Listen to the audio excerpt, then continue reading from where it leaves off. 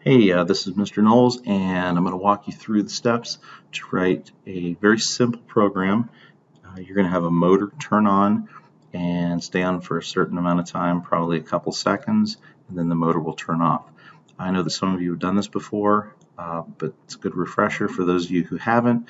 It's a real good way to get off the ground. So, first of all, let's go up and check the text functions. Mine is not set up correctly. Yours may be, since you did it a week or so ago, but every once in a while it'll go back. So I'm going to click Robot up here, and I'm going to get onto Cortex communication mode, and we need to make sure that USB only is selected. We can check that. All right. Now let's go down to platform type, and VEX 2.0 Cortex is correct. VEX Robotics, same thing. Now we have two natural language choices here. What we want is the PLTW. So I'm going to go ahead and click that, and we should be ready. All right, let's click New File, and we're going to go to the motor and sensor setup. So click the button right there, and make sure you have the motor tab showing. We've got different ones set up here. We want the motors. So we're going to use port 1. Everyone's going to do that first just to make sure that things are consistent. And you need to come up with a name for your robot. I'm going to put Earl, which is my dog's first name. His last name is Bell, Earl Bell. You don't have to use Earl's name. He would be okay with that. You can call it whatever you want. Just don't call it something really generic like motor, okay, because the computer will get all discombobulated. Okay, now over to type.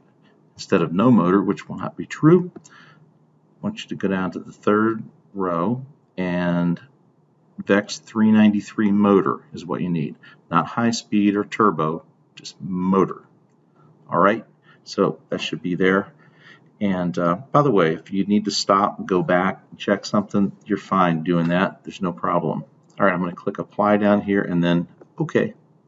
And up on row 1, it has things like Pragma config, motor, but it has the port number, which should be port 1 for you. Then it has whatever name you gave it, in my case Earl. And then over here it gives you some information about the motor and other things about the program. But let's move on. All right, row 4, we have task main with the parentheses. We don't need to do anything with that. In fact, I suggest you not do anything with it. All that does is tell the computer that you are going to put a program in here. Remember, computers don't have common sense like us, so we have to put that simple stuff. Now, rows 5 and 9, we have curly brackets. Everything that you want to do on this program needs to fall between the curly brackets. That's kind of a big deal. So, pretty soon, row 9, the curly bracket, is going to move farther down, so we'll have plenty of space. And let's go ahead and go over to natural language here in the middle. Okay, click the little plus, and then another subset of menus will open. First thing we're going to do, because this is a very basic program, is we're going to start the motor. So click the plus next to movement, and then there are 3 things here: servo, start, and stop. We're not going to ever use the servo because we don't have servo motors, but we do have 393s. And if you move your cursor over, you may notice that there's a box that gives you some additional information that might help you understand something. Well, anyway, I'm going to left click, and I'm going to drag for a little bit. It looks like it's not going anywhere, but then all of a sudden the cursor will reappear, and you can just let go, and there you are. Okay, so next thing, where it says motor port here, we're going to replace the words motor port with the name that you gave it up here, in my case Earl. So what I'm going to do is I'm going to double click motor port because we need to get rid of it so we can put in our name. Now, I suggest you double click like that instead of deleting or hitting backspace, because you'll end up deleting some other punctuation like parentheses and commas, and that will mess your program up. So we're going to double click that. Now, you don't have to delete that. You don't have to hit backspace or anything. All you have to do is start typing the name that you gave your motor. In this case, E. Notice it all disappeared. A-R-L, Earl. Then I got a comma and then speed. So double click speed. Now we can set the speed anywhere from negative 127 to positive 127. And the negatives, I'll explain that later on.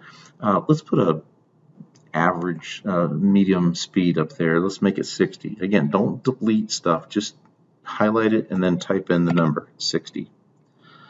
Okay, now before I forget, let's go ahead and give this a name, and we can save it just in case something goes crazy on the computer. So I'm going to go up and click Save, and the Save As button will come up, or box will come up. I'm going to just call mine Earl Motor. Name it, you don't have to call yours Earl Motor. Name it something that you'll recognize when you go to open it again. Okay? Don't just click Save with the original thing that came up with the source number. Give it a real name and then go click Save, and that way we have it. You can see up here, mine says earlmotor.c.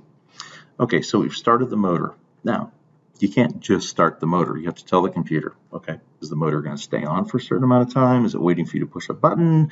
There are a lot of different things, but what we're going to do is we're just going to use time.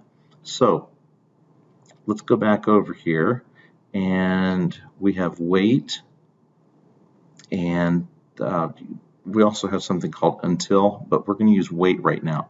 So the first one, wait time, we're going to use that because that's set in seconds. The one below is milliseconds, so you're talking about thousandths of a second. We don't need that right now. So let's go to wait, left click it, drag it over, and drop it in place. Now, I could have dropped this line anywhere, above it, below it, okay, wherever you want to put it. It doesn't really matter, as long as everything's in the right order. So now wait time. Again, double click that. Got to trust me on that. Don't try to do your backspace, crazy delete stuff, because quite often that's one of the early problems that people run into is they delete that stuff and then you get an error message and then you just going crazy because you don't know what to do with it. Okay, so wait time. We're just going to do like 3 seconds. Okay, so I'm going to press the number 3. Shazam. All right, now every once in a while, I recommend you go up and click Save or Control S just to update it. I mean, you've already saved it and given it a name, but we did that up here. Once we added something else, I decided to save it. Okay, so I'm going to skip another line just because I feel like it. I like things to be spaced out, kind of like me. All right, so now we've started the motor. We're waiting 3 seconds. You can't assume that the motor is going to stop at 3 seconds. If I told you to go walk for 3 seconds, at the end of 3 seconds, you would probably stop. But a motor is not so bright, so we need to tell it what's going to happen. It could do a lot of different things, but right now, for today, we're just going to make it stop. So I'm going to go back over to the movement section and go down to where it says stop motor. And same thing, click and drag and let go. All right, and then motor port. Double click that again, and you should have the same thing that you have up here, which is Earl. Okay, so I'm going to type E-A-R-L. So now we have start motor, wait 3 seconds, and stop motor.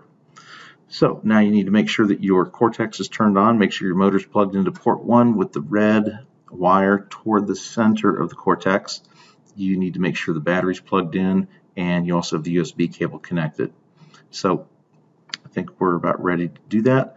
Now the next thing we need to do is compile the program. Now mine's not going to look right because I don't have all my equipment here. I'm going to click compile program, okay, and it looks like that's going to work. And down here, it'll just tell me what the file is. There's nothing down here that means that life is good. If you have something down here that's an error, it should show you up here with a red dot or a red X where the problem is. So if that happens, check your punctuation, check to see if your spelling matches what you have up here. Make sure there aren't any additional things that you added, and then try to fix those, okay, and then compile it again. So the next step is to download to Robot, and you click that, and I'm going to get an error message because I didn't bring the cable. I brought everything else. I would show you, but it's over there behind the computer. Okay, so once you get to that point, You may be able to find your way around. Sorry, can't help you on that. That was my goof. But I certainly will be around to help you as well.